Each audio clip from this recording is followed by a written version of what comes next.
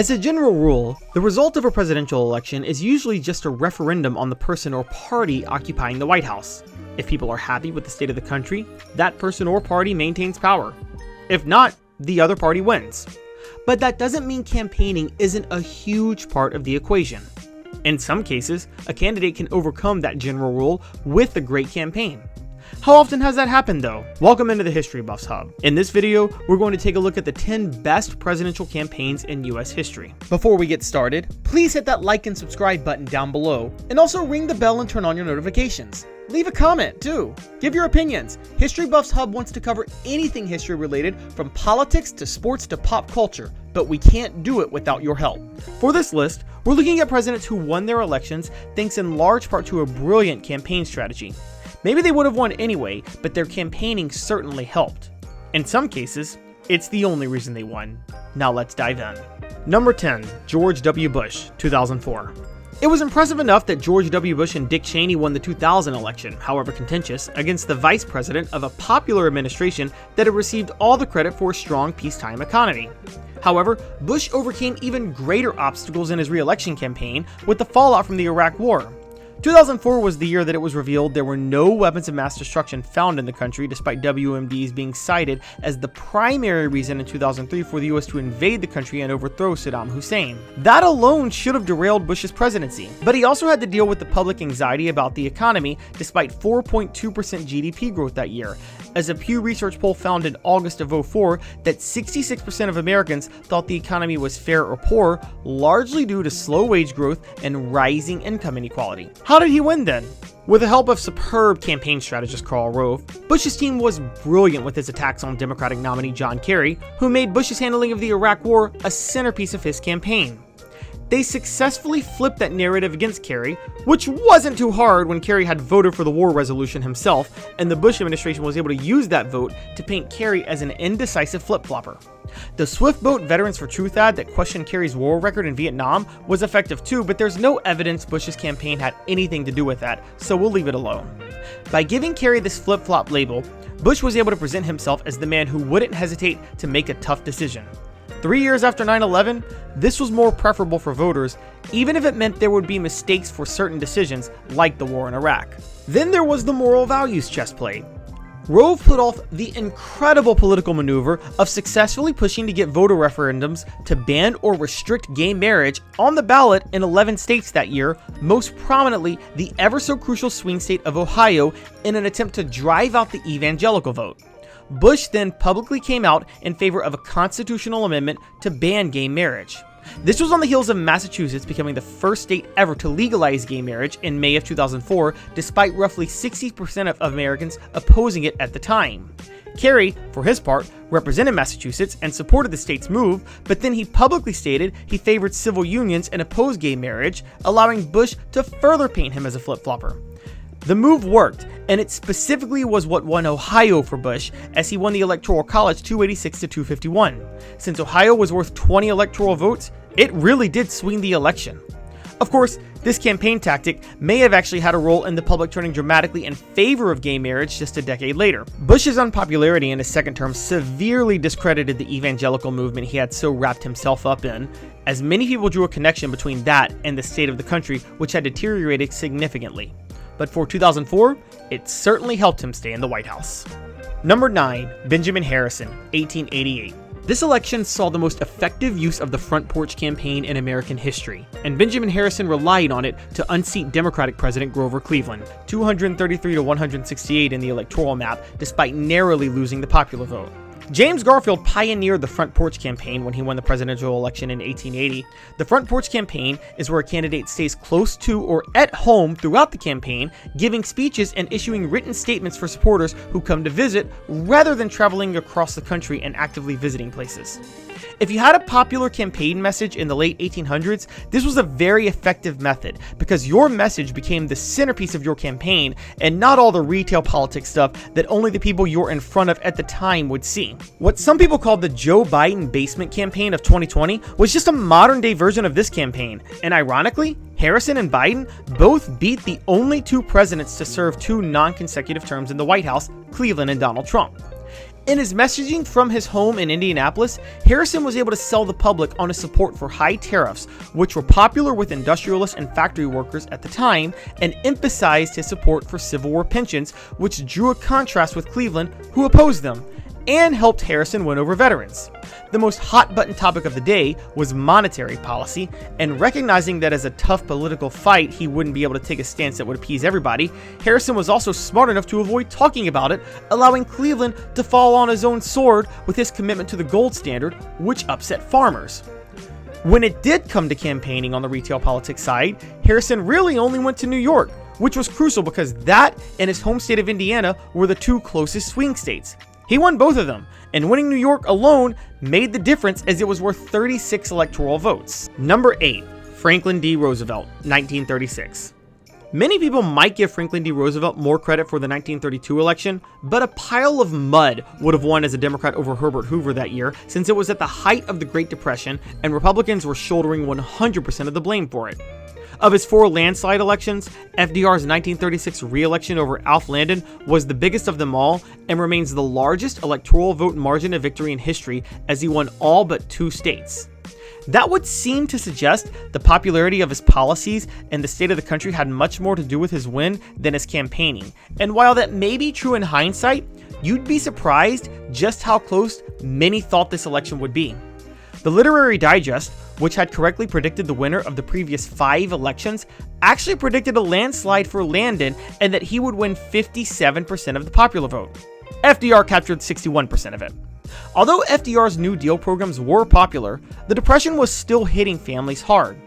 Unemployment, despite dropping significantly from its peak of 25% when FDR took office, remained at 17%, and newspapers broadly accused FDR of prolonging the Depression with his policies. Even with 12% GDP growth in 1936, many people, by and large, weren't feeling the benefits of the turnaround yet. But FDR used a 2-pronged approach to get around those narratives. First, he relied on his continued fireside chats, where he would explain his policies directly to the public on the radio and provide a calming presence amidst the economic panic. Contrasting that calm presence, though, FDR was a firebrand on the campaign trail and went on the offense against everybody who opposed his New Deal programs. FDR's messaging in 1936 was wildly different from 1932, when he was much more broad and simply ran against the Depression. This time, he had a much more populist message and branded his opponents as special interests and wealthy elites. Conventional wisdom in presidential elections is that you tout your endorsements to show the broad coalition you're building. In 1936, however, FDR broke that rule and actually touted those who were against him. He actually said at one point, quote, "Judge me by the enemies I've made."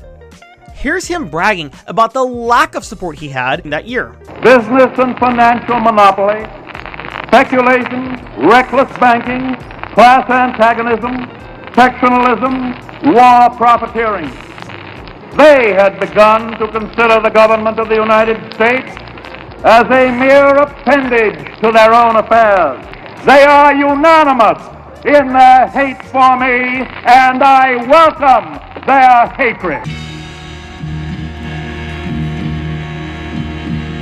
I should like to have it said of my first administration that in it the forces of selfishness and of lust for power met their match. I should like to have it said of my second administration that in it these forces met their master.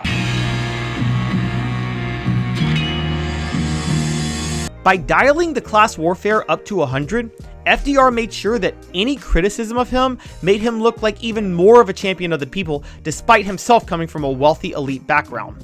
If you attacked him, you were just among the corrupt, rich oligarchs trying to keep your foot on the necks of the average working class Americans. Part of why this messaging was so effective is that there was actually a business conspiracy by people on Wall Street during FDR's first term to overthrow him and install Smedley Butler as dictator. Now, how widespread that conspiracy was is up for debate, but Butler testified under oath that wealthy businessmen were plotting it. And there's no doubt FDR leaned into that story for his own populist appeal. It worked, and not just for him. Democrats added to their majorities in Congress by winning 334 seats in the House and holding 77 seats in the Senate after this election. Number 7. Richard Nixon, 1968. Although he won 49 of 50 states in the 1972 election over George McGovern, Richard Nixon's 1968 election was a more impressive victory. After all, McGovern's disorganized campaign, the successful economy, and the popularity of Nixon signing legislation in 1971 that would eventually end the draft made him a lock to win easily in 72 anyway. In 68 though, Nixon had his political comeback after losing the bitterly contested election of 1960 to John F. Kennedy. Nixon beat Hubert Humphrey in 68 by 0.7 percentage points in the popular vote and 301 to 191 in the Electoral College, with George Wallace taking 46 electoral votes as a third-party candidate. The wins were at the backs of any Republican candidate in 68 due to the unpopularity of Democratic President Lyndon B. Johnson and his handling of the Vietnam War, along with a chaotic Democratic primary that saw popular candidate Robert F. Kennedy get assassinated, but the economy was very strong that year. LBJ's popular domestic policies on the civil rights and Great Society fronts also helped shore up a lot of different voter groups, and Humphrey, despite being LBJ's vice president, had a lot more goodwill with the anti-war New Left. For his part, Nixon adopted the Southern strategy, which, while immoral in hindsight, was effective. His plan was to target white voters in the solid Democratic South who were upset with the Democrats over the civil rights movement. He coded the language with phrases like law and order and appealed to a larger share of silent majority conservative older voters rather than just the outright racist. Many of them went for Wallace anyway. Doing this helped Nixon fend off the challenge from Wallace, though, who ran on an open platform of segregation. He also claimed to have a secret strategy to exit the Vietnam War, and the combination of the two strategies helped him strike the perfect balance between those who opposed Vietnam but were turned off by the anti-war left.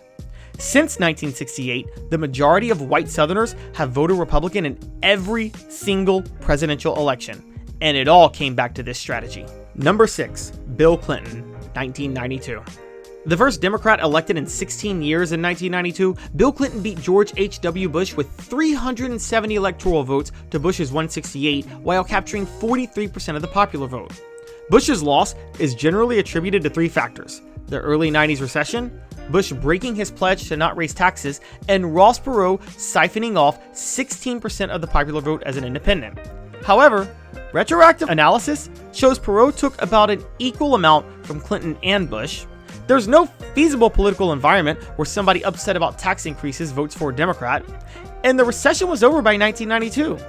Add in Bush's foreign policy successes with the end of the Cold War and Desert Storm, and the loss is a bit shocking. Clinton pulled it off with a very effective campaign message that branded centrism with economic populism. Running as a Democrat at the height of neoliberalism, Clinton positioned himself to be a moderate who was much more pro-business and in favor of reducing the welfare state than members of his party had been the past 60 years. However, as the governor of Arkansas, he was able to give a populist appeal to his moderate messaging, which is hard to pull off by branding himself the Southerner from the middle of the country who represented the people ignored by the bigwigs in Washington. Since Bush came from a wealthy family and served as vice president, president, and director of the CIA, Clinton was able to brand him as somebody completely out of touch with the needs of average Americans. The Clinton campaign was able to add to this narrative by highlighting the story of Bush being surprised at how supermarket scanners can read barcodes. If you actually pay attention to the policy debates in this campaign, the two had very few differences. Clinton, however, emphasized the toll the recession had taken on working families, and his campaign manager James Carville coined the phrase, "It's the economy, stupid." He used his youth to brand himself the change candidate as well. The incredible discipline behind this messaging, combined with Clinton's superb debate skills, charisma, and unique ability to connect with people, got him over the top. Another part of this was the most brilliant vice presidential pick in American history. Conventional wisdom has always been to pick a VP from a different wing and in a different age range of your party to shore up those concerns. As a moderate, youthful Democrat from the South, Clinton would have been advised to pick a liberal, older Democrat from the coast. Instead, he doubled down on his message and picked Al Gore, who was an even younger, moderate Democrat representing neighboring state Tennessee. Clinton's philosophy was to not back down on his campaign themes. Gore still shored up some of Clinton's weaknesses. As a senator, he added foreign policy chops and Washington experience to the campaign without contradicting the youth movement and moderate brand of Clinton. It was as perfect a VP pick as you could have asked for and was part of a brilliant campaign. Number 5. James K. Polk, 1844. If you're somebody committed to the generic principles a politician should have, James K. Polk would probably be your favorite president. He was direct about what he wanted to do on the campaign trail. He then fulfilled every single campaign promise as president, and then he didn't seek a second term.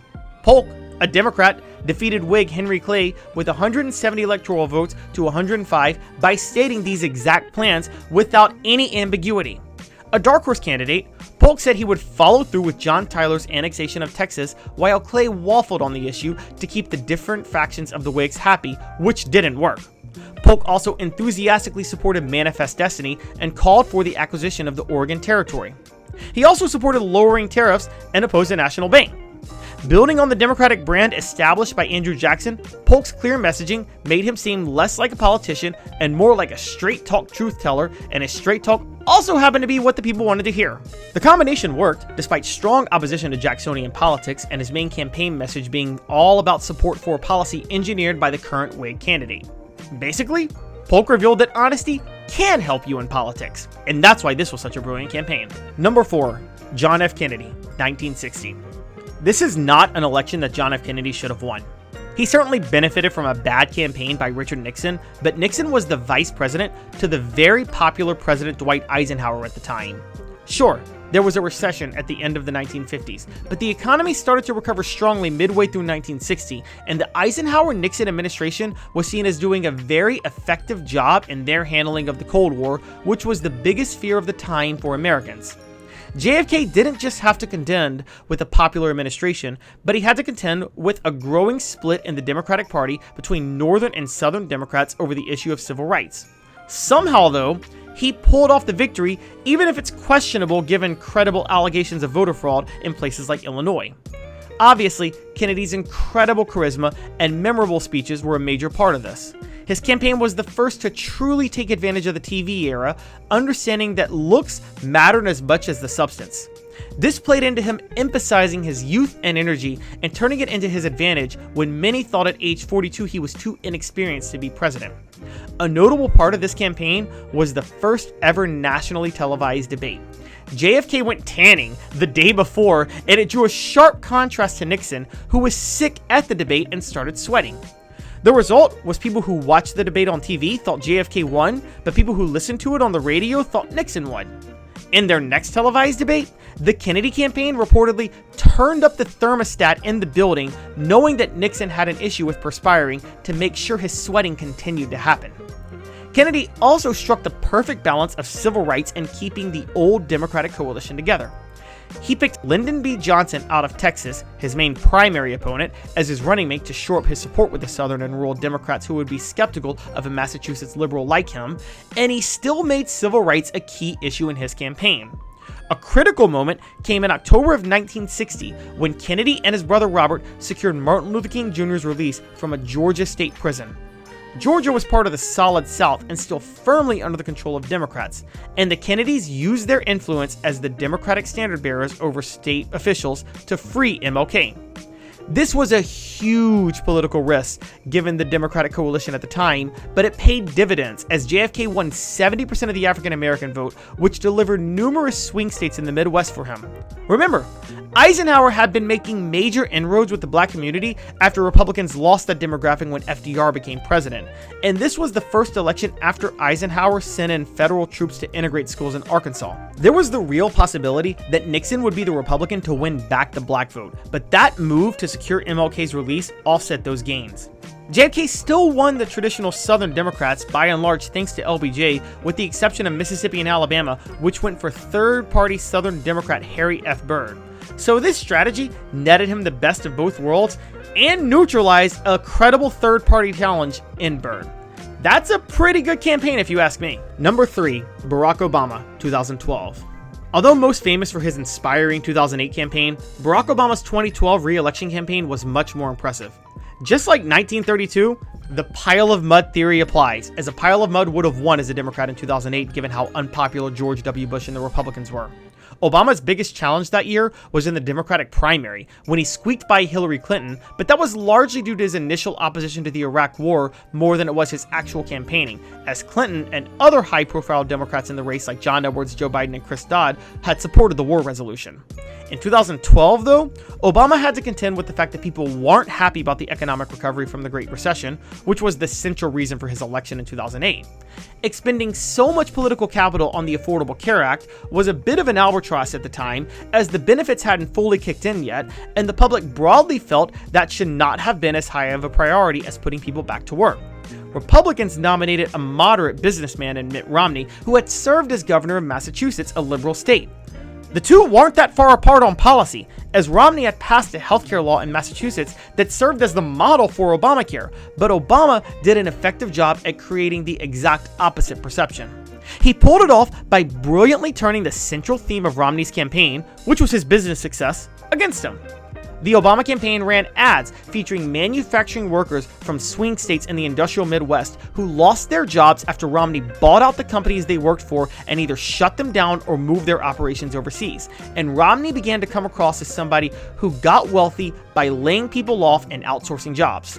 Obama's team also highlighted Romney's offshore bank accounts, accusing him of using his wealth and influence to dodge taxes, and they reminded the country of Romney's op-ed against the auto industry bailouts during the financial crisis, quoting his line, "Let Detroit go bankrupt," at every campaign stop. These relentless attacks eventually defined Romney as somebody who didn't care about working people keeping their jobs. By the time Obama was done with him, Romney was the face of what everybody hated about the wealthy, and that narrative spilled over into pop culture. Only deal with rich you and Mitt Romney. Romney did himself no favors on this front by getting called on a hot mic at a fundraiser saying 47% of people are dependent on government and that he was running to address the needs of other voters, not those. And he also tried to connect with NASCAR fans by saying he has friends who own NASCAR teams. Then he chose Paul Ryan as his running mate, whose brand at that time was one of fiscal conservatism and involved cutting Medicare and his support for partially privatizing Social Security, two very unpopular things with seniors. So together, they came across as a ticket who wanted to cut benefits for working people in order to help the very rich. This came at the height of the TV series Mad Men, and Obama made Romney look exactly like Don Draper. Part of that also included the social issues of the time, specifically women's rights. Romney himself didn't have that bad of a record on women's rights, but the Obama team tied him to a series of missteps by other people in the Republican Party at the time. A GOP Senate candidate in Missouri that year claimed that women couldn't get pregnant from a quote-unquote legitimate sexual assault, and another candidate in Indiana said women who get pregnant from sexual assaults should call it a gift from God. Rush Limbaugh also called a college student a slut that same year for advocating for birth control rights. The Obama team accused the whole Republican Party of launching a war on women and, fair or not, made Romney the face of it. Then there was just the messaging on the policy front, and this is where Obama's two most successful surrogates, his VP Joe Biden and former President Bill Clinton, came into play. Biden came up with the phrase "Bin Laden is dead, General Motors is alive," a reference to Obama killing Osama bin Laden and saving the auto industry in his first term. They then unleashed Biden in the 2012 VP debate against Ryan to be an attack dog, in a way VPs are rarely used. Biden nailed Ryan for opposing Obama's stimulus package, despite asking for money from that stimulus package to go to the district he represents. I love that. This is such a bad program, and he writes me a letter saying, writes the Department of Energy a letter saying, the reason we need this stimulus, it will create growth and jobs. His words. Clinton was the only living president at that time associated with the last time the US had a good economy, so the Obama team sent him out to insist that they just needed more time to undo the damage they inherited from the Bush administration. He neutralized Romney's attacks against Obama before they ever began by summing up exactly what they would be at the convention. We left him a total mess. He hadn't cleaned it up fast enough, so fire him and put us back in. Obama certainly benefited from the fact that people still blamed Republicans for the crash of 2008, but it required a multi-pronged approach to drive that message home.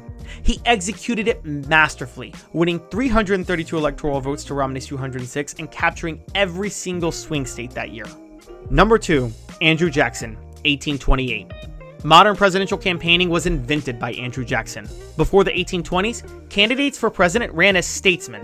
They relied on their surrogates to make speeches for them and on supportive newspapers to write columns in their favor. All the candidates did was issue a policy platform. Jackson broke all of those rules by giving stump speeches directly to voters and traveling across the country to do so. He used his supporters to organize at the state and local levels to drive up turnout for him, and he invented modern American populism by attacking the elites and giving himself the common man phrase. Part of this was Jackson using his personality to win over voters, including his war hero status from the War of 1812, and painting himself as a symbol of somebody who rose out of poverty to make it, as he had lived in an orphanage. Again, politicians branding themselves in such a positive manner was very unbecoming before Jackson, but he didn't care. Another groundbreaking part of Jackson's campaigning that is common today was the spoils system. Jackson was the first candidate to give government jobs to people as a reward for supporting him. This type of quid pro quo, which was obviously often promised while he was running, helped him win the support of a lot of institutionally powerful people and in turn their base of constituents. This is all commonplace today, but in the 1820s it was revolutionary. Jackson was taking advantage of the expansion of voting rights to white non-landowners and the growth of the electorate in the process.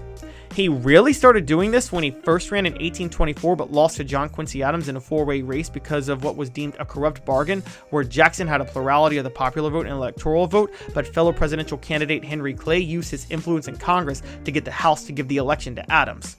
All Jackson did after that was double down on his messaging, and 4 years later, he defeated Adams by 10 percentage points in the popular vote with a broad base of support, winning the Electoral College 178 to 83 and ushering in the era of Jacksonian politics. Before we get to the best campaign in American history, I want to address a couple of honorable mentions. Ronald Reagan deserves a shout out for winning 49 of 50 states in 1984, and he did so by taking credit for restoring the American economy after the disastrous stagflation of the late 1970s. His Morning in America ad helped that sense of optimism that many hadn't felt in over a decade once again permeate through the nation. However, the pile of mud theory applies here too. When Reagan beat Jimmy Carter in 1980, a pile of mud would have won as a Republican, and the same held true for his re-election campaign. People were very happy with the state of the country and gave him credit for turning it around. So there's no way he could have lost in 1984, which is why it didn't make this list. He also benefited from the Democrats stupidly nominating Walter Mondale, Carter's vice president, which just reminded voters of what life was like before Reagan took over. And he was able to flip questions about his age, as many felt he was too old, back onto Mondale. I will not make age an issue of this campaign. I am not going to exploit, for political purposes, my opponent's youth and inexperience. William Henry Harrison successfully won his 1840 election against Martin Van Buren in an electoral landslide 234 to 60 and by over 7 percentage votes in the popular vote, ending a period of political dominance by the Jacksonian Democrats. Ironically, he used some of Jackson's own campaign style against Van Buren as he ran on his military record too. This included him leading U.S. forces to victory over a Native American confederacy led by Tecumseh in the 1811 Battle of Tippecanoe in present-day Battleground, Indiana, and his own efforts in the War of 1812. Harrison earned the nickname Old Tippecanoe, and his campaign theme song was Tippecanoe and Tyler Too in reference to his running mate John Tyler in 1840. Despite being an aristocrat who lost to Van Buren in 1836, he branded himself as a man of the people who lived in a log cabin and enjoyed hard cider. And this worked 4 years later as he became the first Whig president. However, again, I couldn't put him on this list because this is another pile of mud one. Literally, anybody would have beaten Van Buren in 1840 because of the Panic of 1837 and the significant political backlash to the Trail of Tears. And the number one greatest presidential campaign in history, Harry Truman, 1948. By almost any measure, Harry Truman should have lost the election of 1948. Sure, he did get credit for ending World War II and helping to establish the United Nations less than a year after taking office on the heels of Franklin D. Roosevelt's death. But 3 years later, the transition to the post-war economy was brutal. There was a lot of new income generated during this time thanks to the booming war economy, the lasting effects of the New Deal, and major benefits for soldiers coming home, such as the GI Bill. However, FDR got all the credit for that, and with the increased demand came very little supply. as the US's production efforts had all been toward the war, and before that, there was the Depression, when there was no production. The combination of the two sent inflation out of control, and it was only made worse with the removal of price controls in place during the war. You think Kamala Harris's road was tough in 2024 due to inflation during Joe Biden's presidency?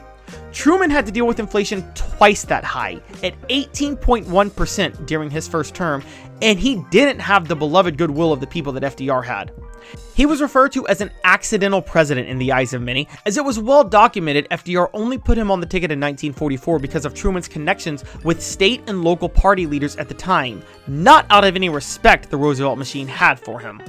Truman also had to deal with a credible third-party challenger, as Southern Democrats walked out of the 1948 Democratic Convention due to the party's adoption of a civil rights platform, and then those Southern Democrats formed the Dixiecrats, who nominated Strom Thurmond for president. Thurmond would win 4 of the 5 Deep South states in that election: Louisiana, Mississippi, Alabama, and South Carolina. So how did Truman overcome all of this? He ran a firebrand campaign, similar to FDR's re-election campaign in 1936. Truman first called out specific groups who benefited from FDR's New Deal and attacked them for not supporting him. If they don't do their duty by the Democratic Party, they're the most ungrateful people in the world. This broke every rule in American politics. You're not supposed to attack voter groups you're trying to win. But it's not the only rule Truman broke. While most presidential candidates attempt to portray themselves above the partisan fray and reach out to find supporters from across the aisle when they're running, Truman launched an all-out assault on the Republican Party. Throughout the campaign, he reminded everybody what life was like when the last Republican was president under Herbert Hoover in 1932 at the height of the Great Depression, and he branded the 1948 election as a choice between the Democrats of FDR's New Deal era and the Republicans who caused the Depression. Not only did he remind voters of the Depression, but he also blamed the GOP's isolationist policies in the 1920s for causing World War II to begin with and all the problems that came with the post-war inflation. In fact, his talking points implied the GOP isolationism directly led to the Holocaust. He then painted every problem in 1948 as a result of the Republican Congress that took control after the 1946 midterms, coining the phrase "do nothing Congress," and consistently called them the worst Congress in history. Truman took his message to every corner of the country in what was called a whistle-stop tour, where he traveled by train across the nation and made hundreds of stops, covering 31,000 miles. Nobody had ever run close to as aggressive of a campaign as he did that year.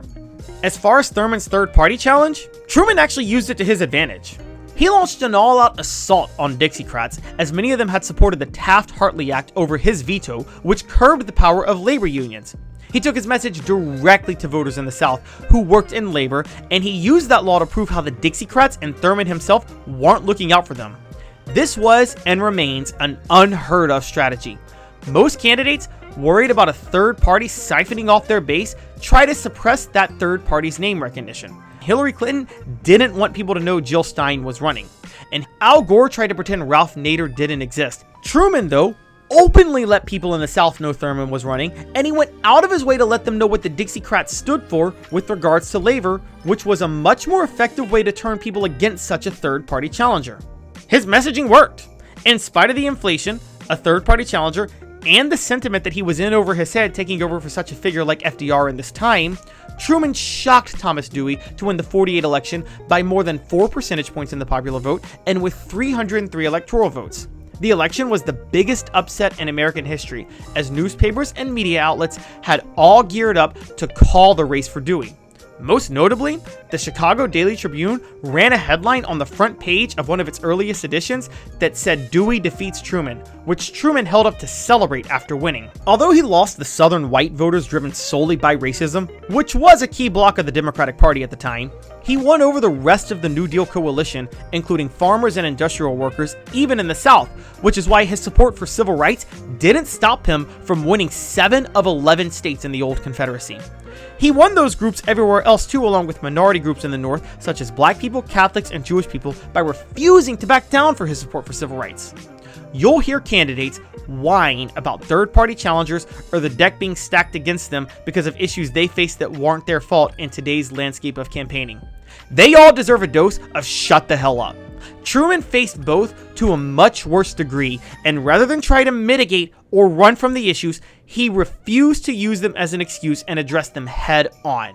As president, he embraced the phrase "the buck stops here," accepting that he couldn't ignore issues facing the country, and he ran his campaign as such. That style worked. It was revolutionary, and somehow it's still a tactic that every candidate in every election has been too scared to adopt since. Whatever you think of Truman as president, this campaign deserves all the credit in the world. It highlighted Truman's incredible political instincts, shaped by his experience as somebody who grew up a farmer in Missouri, and it's easily the greatest presidential campaign in history. Thanks for hopping into the History Buffs Hub to watch this video. Who would you say ran the greatest presidential campaign in history? Please tell us in the comments, and once again, don't forget to hit that like and subscribe button for more history videos in the future.